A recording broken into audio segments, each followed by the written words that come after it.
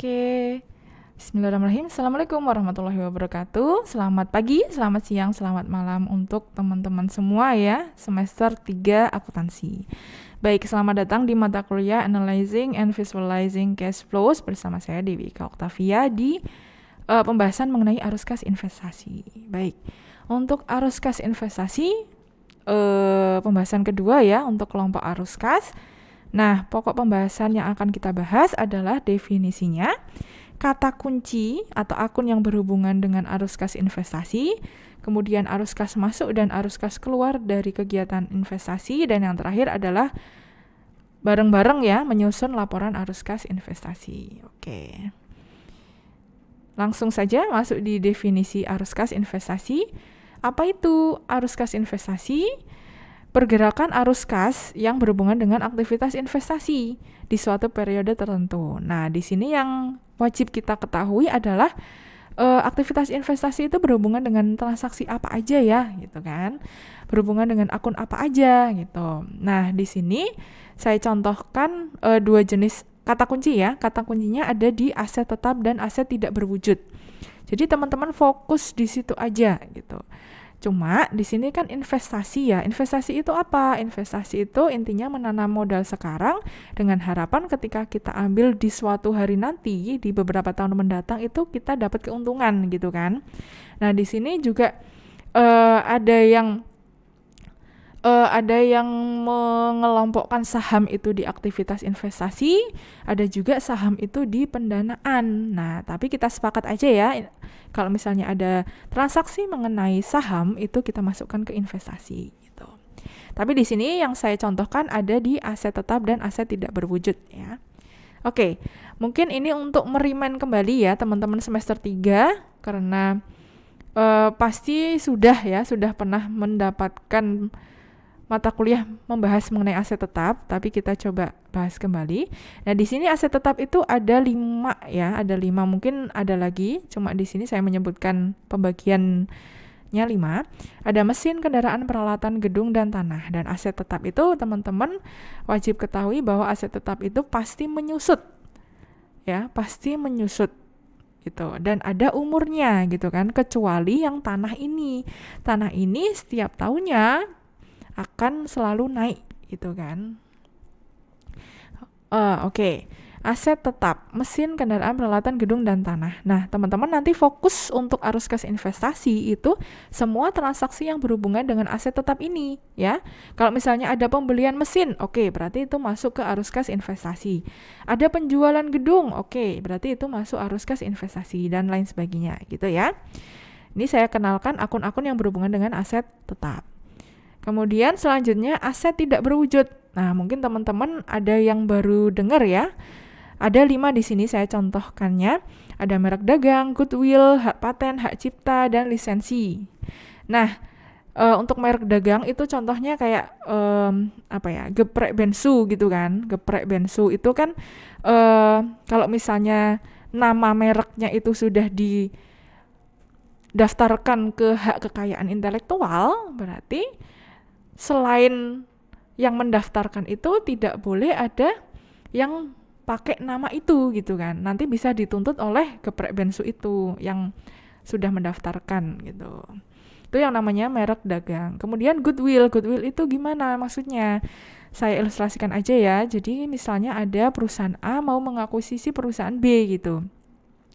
Mengakuisisi perusahaan B. Nah, ketika mengakuisisi itu harga perusahaannya berapa? Pada saat itu. Nah, goodwill ini adalah selisihnya. Selisih dari harga perusahaan dengan nilainya. Harga perusahaan yang dulu harga perusahaan dengan nilainya. Mungkin selisih lebih ya, karena citranya bagus, karena memiliki karyawan yang kompeten, karena memiliki teknologi yang terbaru gitu kan. Nah, itu yang namanya goodwill, nilainya gitu. Kemudian hak paten. Nah, hak paten di sini contohnya itu kayak Apple ya. Contohnya kayak Apple. Apple itu memiliki hak paten. Hak paten itu hak eksklusif kepada si penemu ya mengenai temuannya. Nah, di sini si penemu itu misalnya menemukan Apple itu ya, Apple-nya dipatenkan. Berarti apa? Otomatis bentuknya, fiturnya, itu kan kalau misalnya ada yang meniru, itu bisa dituntut oleh si Apple gitu. Kalau kemarin kasusnya contohnya itu Apple versus Samsung ya. Ya, Apple versus Samsung. Kemudian hak cipta. Nah, ini biasanya berkaitan dengan lagu ya, dengan audiovisual. Dan yang terakhir adalah lisensi. Lisensi itu adalah hak perizinannya. Baik. Nah, di sini cuma gambaran sedikit ya untuk teman-teman semester 3, tapi nggak perlu khawatir ya, teman-teman fokus aja di akunnya. Jadi misalnya ada perusahaan itu menjual hak perusahaan itu mendaftarkan hak paten gitu kan. Nanti pokoknya transaksi yang berhubungan dengan 5 ini, aset tidak berwujud ini, itu masuk di arus kas investasi gitu. Nah, ya. Selanjutnya mengenai arus kas masuk dan arus kas keluar dari aktivitas investasi. Apa aja? Kalau arus kas masuk itu bisa dengan penjualan aset tetap ya. Kalau menjual kendaraan, otomatis perusahaan dapat kas gitu kan, jadi kasnya masuk. Kemudian penjualan aset tidak berwujud. Nah, misalnya menjual goodwill gitu kan. Menjual goodwill terus dapat kas. Terus arus kas keluar apa? Pembelian dong. Kalau perusahaan membeli peralatan, otomatis mengeluarkan uang untuk membayar, dan perolehan aset tidak berwujud. Kayak mendaftarkan hak paten itu harus mengeluarkan biaya-biaya ya. Nah, bayarnya kan pakai kas, jadi kas keluar gitu. Selanjutnya, nah di sini muncul adanya arus kas negatif dan arus kas positif. Maksudnya apa? Di sini arus kas negatif itu ketika teman-teman nanti menyusun laporan arus kas ya, arus kas kegiatan investasi, teman-teman menjumpai hasilnya minus. Nah, kenapa kok bisa kayak gitu? Karena kalau di logika ya, perusahaan itu setiap tahunnya itu tidak pasti membeli kendaraan, tidak pasti menjual kendaraan, tidak pasti membeli peralatan gitu kan.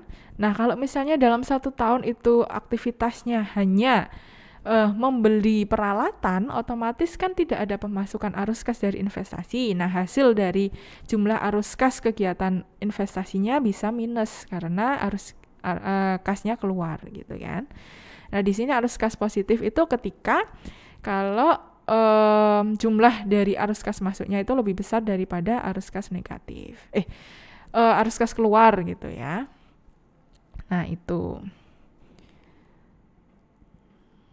Kemudian penyusunan laporan arus kas investasi masih sama ya dengan penyusunan laporan arus kas dari operasi maksudnya, operasi. Kalau metode langsung itu yang dibutuhkan adalah buku besar kas.